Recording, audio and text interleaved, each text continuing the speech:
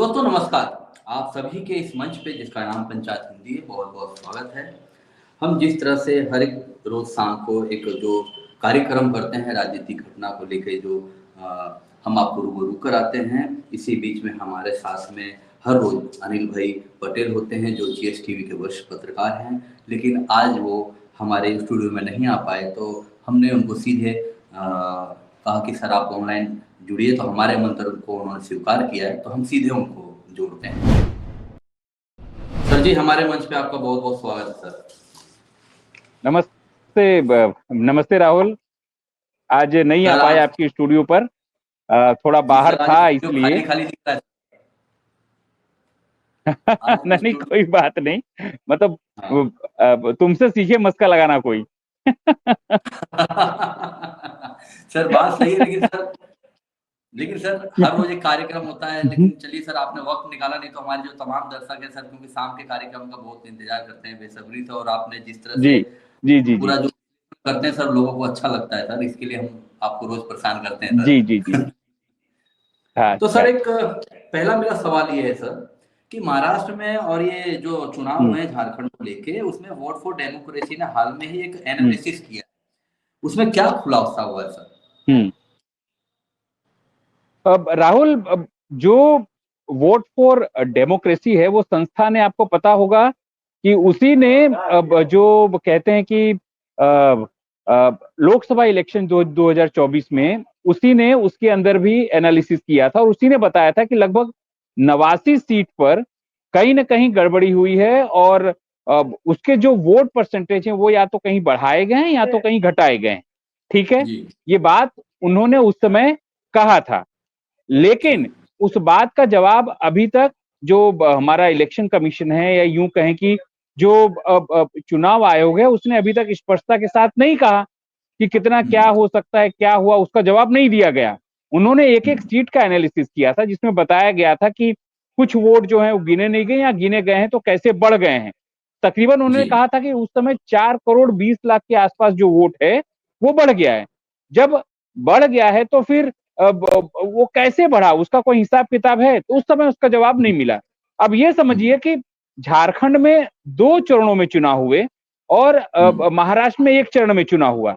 अब हुँ, जब महाराष्ट्र में 1 चरण में चुनाव हुआ, झारखंड में जो चरण में चुनाव हुआ, उसका एनालिसिस जो है वो हुँ, वोट फॉर डेमोक्रेसी है, उसने भी संस्था ने किया।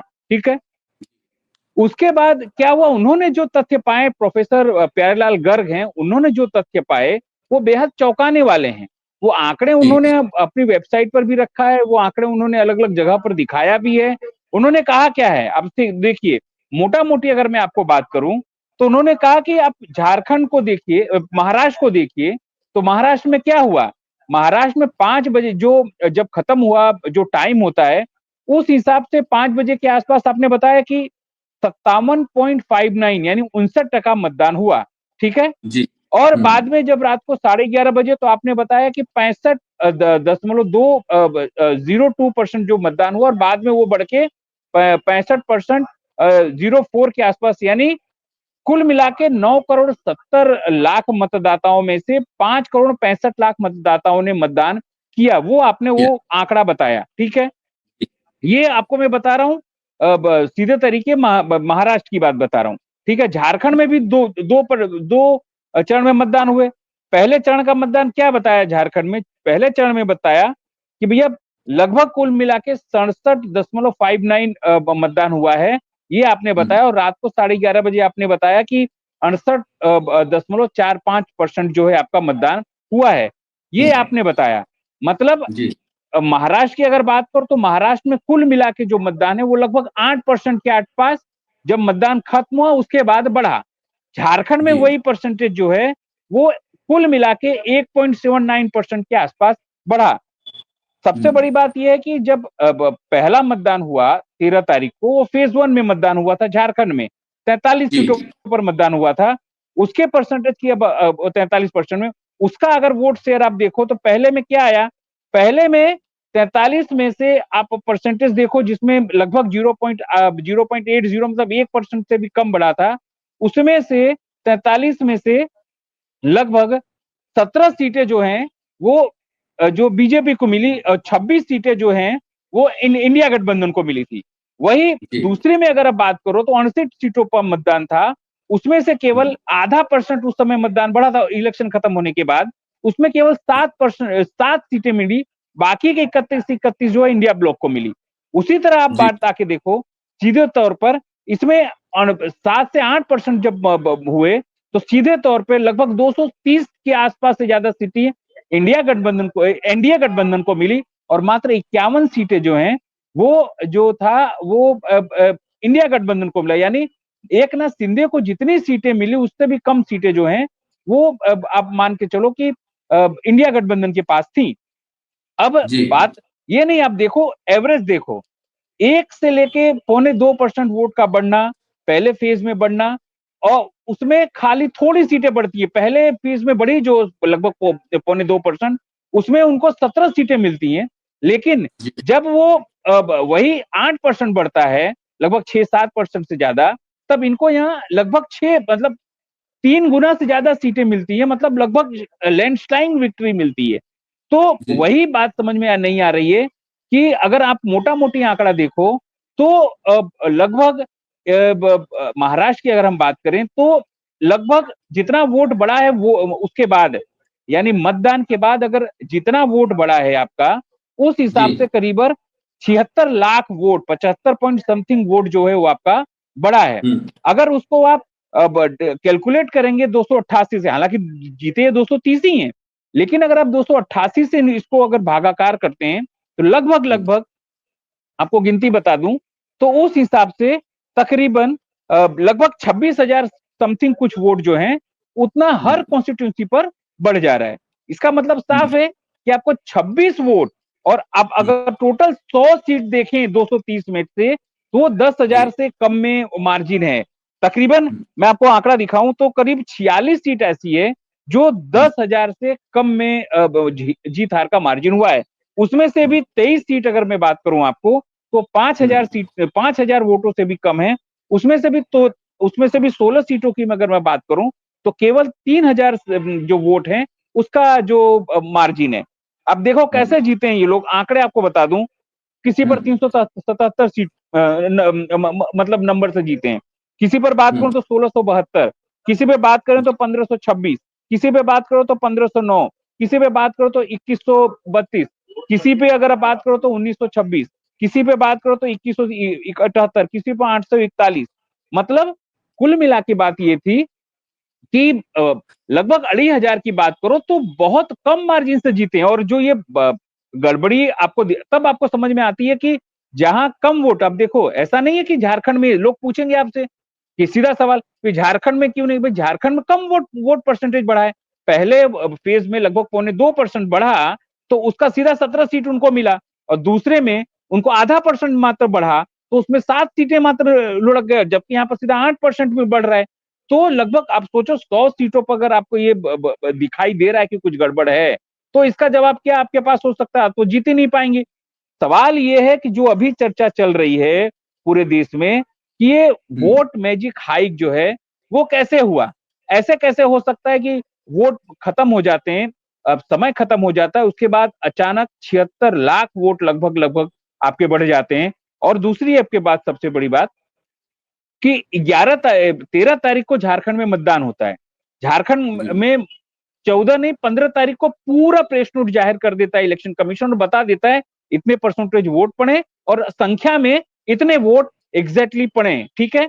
लेकिन 20 तारीख को अगर मतदान हुआ, 23 तारीख को गिनती था, आज 25 तारीख है, आप जाके साइट पर देखिए इलेक्शन कमीशन के, इलेक्शन कमीशन ने अभी पूरी तरीके से कोई भी आंकड़े जारी नहीं किए कि टोटल मतदान कितने हुए। आप भी जाके देखेंगे तो लगभग अप्रोक्सीमेटली दिखाएगा कितने इतने मतदान हुए।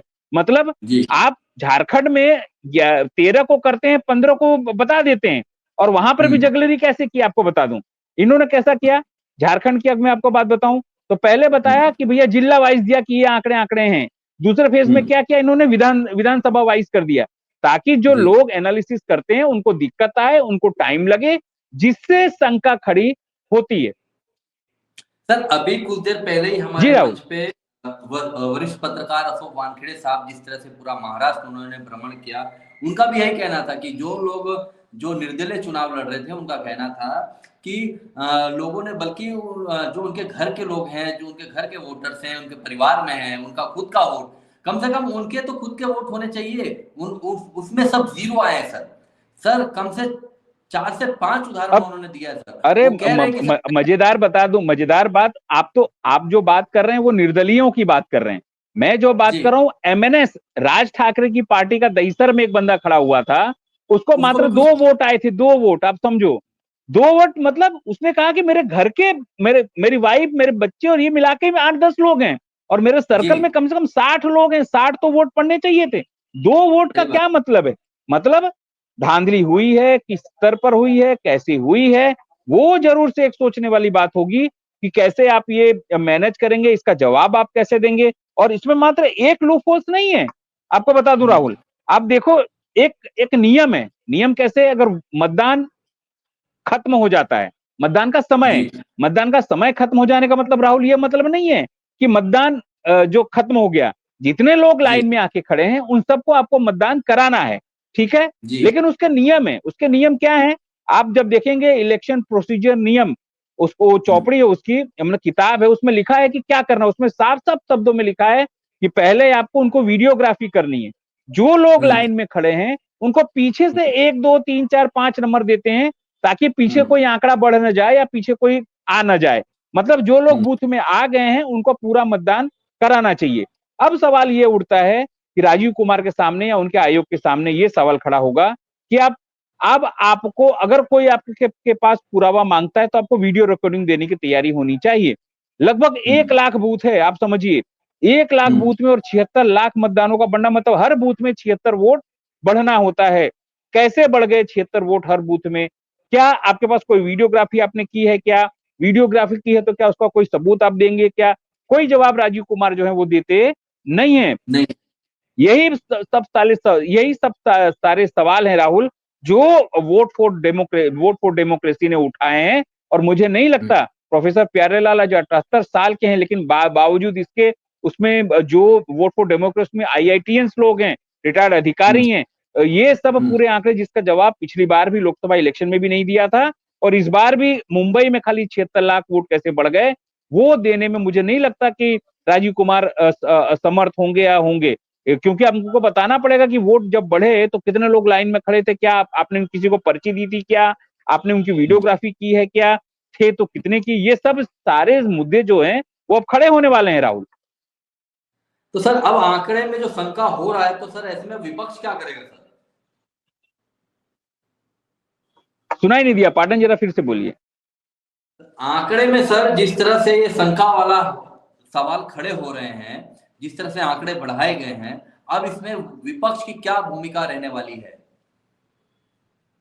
देखिए, जब ये सब सारी चीजें हुई थी, तब हमने भी हुँ, कार्यक्रम किया था कि इस तरह की, जब जब बहुत सारे पत्रकारों ने, बहुत सारे लोगों ने ये सवाल खड़े किए कि इस तरह से कैसे हो सकता है, बहुत सारे सिविल सोसाइटी के लोगों ने, बहुत सारे एक्टिविस्टों ने उस समय भी ये सब सवाल खड़े किए थे कि कैसे हो सकता है। तब हरियाणा में ये सब बातें निकल कर सामने आई थी कि बहुत सारी बैटरी 99% चार्ज हुई। बाद में हुँ, देखिए महाराष्ट्र में भी 4% वोट कैसे बढ़ गए। इसके बाद हरियाणा में भी लास्ट जब तक इलेक्शन, मतलब गिनती होनी थी तब तक सुबह तक वो लोग आंकड़े दे रहे थे, मतलब कैसे अचानक बढ़ जाते हैं ये सब। भूतकाल में हमने कभी नहीं देखा कि अचानक इस तरह से, हाँ रात को आपने एक बार 5 बजे दिया, बाद में 9 बजे, बहुत हो तो सुबह तक आपको आंकड़ा पूरा का पूरा परसेंटेज वाइज और पूरा पूरा कॉन्स्टिट्यूंसी वाइज मिल जाता था। लेकिन हुँ, अभी पिछले कुछ समय से ये आंकड़ा नहीं दिया जा रहा है। इसका मतलब जी, साफ है कि विपक्ष को कुछ करना होगा। तो विपक्ष ने क्या किया? विपक्ष ने, हुँ, झारखंड की बात करें तो 17 उम्मीदवारों ने, उन्होंने हाईकोर्ट गए, क्योंकि सुप्रीम कोर्ट ने एक बात कही थी कि हुँ, जब ये पूरा आंदोलन चला कि भाई वीवीपैट से मिलान होना चाहिए हर ईवीएम मशीन का, तब हुँ, जाके इसका विरोध किया गया था इलेक्शन कमीशन के माध्यम से, और बहुत सारी बातें की गई थी कि ये दिक्कतें आ सकती हैं, ये व्यवसायिक जी, दिक्कतें, सामाजिक दिक्कतें, और जो नहीं बैठ रही है, क्योंकि वो जो हुँ, पर्ची होती है वो खूब खूब पतली होती है, ये सब बताए गए थे। हुँ, तब इलेक्शन ने कहा था कि भैया, अगर अब किसी उम्मीदवार को ये बात नहीं समझ में आ रही है, नहीं पता चल रही है, तो वो अपने हिसाब से बूथ का पैसा 47,200 रुपए भरे और उसके बाद उसका मिलान जो है वो इलेक्शन कमीशन करा देगा। करनाल के जो व्यक्ति थे, जो उम्मीदवार थे, उन्होंने 47,200 से भरा भी, लेकिन अभी तक उनको दिखाया गया नहीं। उनसे कहा गया हम आपको मॉक पोल करके दिखा देते हैं। मॉक पोल क्यों करोगे भैया, मॉक पोल तो फ्री में होता है, उसका पैसा क्यों लोगे? लेकिन इलेक्शन कमीशन जो है वो इसी तरह से शंका के दायरे में है। 17 लोगों ने, कहते हैं कि 17 लोगों ने सीधे तौर पे उसकी फरियाद जो है हाईकोर्ट में की है। अगर अब विपक्ष की बात आप करें तो विपक्ष में अगर महाराष्ट्र की बात करें तो महाराष्ट्र में अब 3 ही पार्टी विपक्ष में जो लगभग उनकी राजनीति समाप्त होने कर कगार पर है। महाराष्ट्र में आप कांग्रेस को देखें, नाना पटोले, वो खत्म होने के कगार पे, उनकी पूरी जो तमाम टीम है बड़े वो चेहरे सर, खत्म तमाम होने का बड़े कगार चेहरे, पे। उद्धव भी तमाम बड़े चेहरे सर हार गए वहां पे कांग्रेस से। अरे तमाम बड़े चेहरे, मतलब वो कांग्रेस से भी, एनसीपी से भी, और उद्धव ठाकरे की पार्टी में से भी जो लीड कर, तो आदित्य जीत गए, उनको जिताना पड़े, कि हो सकता था विरोध हो सकता था उसको लेकर। लेकिन ये सब जी। चीजें वहां सामने हैं। तो अब सूत्रों के माध्यम से ये सामने बातें आ रही हैं कि तकरीबन 150 उम्मीदवार, कांग्रेस का तो अभी मोटा मोटी समझ में नहीं आया है। कांग्रेस में राहुल गांधी ने मीटिंग की, उसके लिए वो क्या कर रहे हैं वो सीधे तौर पे भी नहीं आया, लेकिन उन्होंने प्रेस कॉन्फ्रेंस करके ये बात बता दी थी, समझा दी थी कि हम इसको लेकर गंभीर हैं। लेकिन अब सीधे तौर पर उद्धव ठाकरे और शरद पवार जो है वो नहीं स्वीकारेंगे इस बात को कि ये रिजल्ट, ये परिणाम ऐसे भी आ सकते हैं और उनका करियर जो है वो खत्म हो सकता है। और विधानसभा में आप बात करिए, विधानसभा में कोई विपक्ष का नेता नहीं होगा अब महाराष्ट्र में जो आवाज उठा सके लोगों की या सभी बातों को लेकर। अब आगामी दिवसों में आपको जाना है अब लोगों के बीच में राजनीति करने के लिए, आप विपक्ष में रहेंगे तब तो, वरना तो आपके जो एमएलए हैं वो भी टूट के सत्ता पक्ष के पास चले जाएंगे, आपका संगठन खत्म हो जाएगा, आप अकेले पड़ जाएंगे, आपको संन्यास लेने की स्थिति में आ जाएगी। इसलिए माना जा रहा है कि उद्धव ठाकरे और शरद पवार के लगभग 150 से अधिक जो उम्मीदवार हैं, जो हार गए हैं, जिनको लगता है कि वो हार रहे हैं, वो अब तैयारी कर रहे हैं लड़ने की, कि वहां जाके ताकि पिटीशन फाइल कर सकें। भले सुप्रीम कोर्ट से लेकर सब कुछ जो लोग, जो व्यक्ति हैं वो कन्विंस नहीं हुए हैं अभी तक इस बात को लेकर, लेकिन एक मुहिम, एक आंदोलन, एक संघर्ष का रास्ता आपको बताना पड़ेगा। देखिए आज मनमाने ढंग से एडजन कर दिया गया लोकसभा, अदानी के खाली नाम लेने पर, अलग अलग बातों को लेकर। भैया लोकसभा आप क्यों चला रहे हो? भाई लोकसभा सर इसलिए कि कितने देश दिन की तक जो भी सर समस्याएं विपक्ष, सर कितने दिन तक अब नहीं ये नहीं रोक के बिल्कुल, रखेंगे? कितने दिन राहुल, ये कितने दिन तक नहीं, कितने दिन तक भी कर सकते हैं, अरे ऐसा नहीं जनता है। का पहली पैसा, बार जब राहुल गांधी, देखिए पहली जनता का बार जब पैसा है सर, जनता के मुद्दे उठाए राहुल जाते हैं उस गांधी सदन गए में। थे अमेरिका। हम्म। हाँ राहुल, सुनाई नहीं दिया? कह रहा था, जी सर कह रहा हूँ जनता का पैसा है सर, जनता के पैसे से सदन वहां चलना है और जनता का मुद्दा उठाना है, लेकिन कितने दिन तक ये बंद रहेगा सर? जवाब तो देना पड़ेगा ना सर सरकार को। आप देखिए, कांग्रेस जो है वो आंदोलन कर सकती है संसद में भी, सड़क पर भी, लेकिन जी। गृह चलाना जो है, जो संसद चलाना, वो सत्ता पक्ष का काम है। आपको पता हो राहुल गांधी जब पहली बार अमेरिका गए तो वहां बोल के आए थे कि हमारे यहाँ किस तरह से लोकशाही खतरे में है, तो उसको लेकर खुद सत्ता पक्ष ने हंगामा किया था, माफी मांगने की बात की थी, अदानी का उन्होंने उसमें नाम लिया था, पूरा विरोध हुआ। मतलब जी। खुद विपक्ष में आकर अपनी जान बचाने के लिए, यूं कहें उनकी जान सांसत में पड़ गई थी मणिपुर को लेकर, तो अपनी जान बचाने के लिए ये सब चीजें उन्होंने की थी, हंगामा किया था उन्होंने। लेकिन अब सवाल यही उठता है कि क्या सत्ता पक्ष के सामने विपक्ष जो अब है, क्या वो अपनी लड़ाई को सड़क पर ले जाएगा, संघर्ष करेगा, लोगों को समझाने में कामयाब होगा कि ये जो जीत है ये ईवीएम से या मशीनों से हुई जीत है, लूटा गया है ये हमारा जो जीत या इलेक्शन जो है। लोकतंत्र में आप क्या करेंगे, कैसे करेंगे, वो एक बड़ा सवाल है। लेकिन अब सत्ता पक्ष के सामने विपक्ष, राहुल गांधी हो, चाहे ममता बनर्जी हो, चाहे एमके स्टालिन हो, सर चाहे प्रियंका केजरीवाल गांधी, हो, ये सबको अब मिलकर अब सड़क का रास्ता पसंद करेगा, सड़क का रास्ता पसंद करना पड़ेगा उनको, जो है वो लोगों के बीच में जाके बताना पड़ेगा कि भैया ये चीज हो रही है। और अब तो सर प्रियंका गांधी भी हैं सदन में। देखो प्रियंका गांधी स्ट्रेटेजी के रूप में कितनी सफल हुई है वो हमने यूपी में देखा है, जी।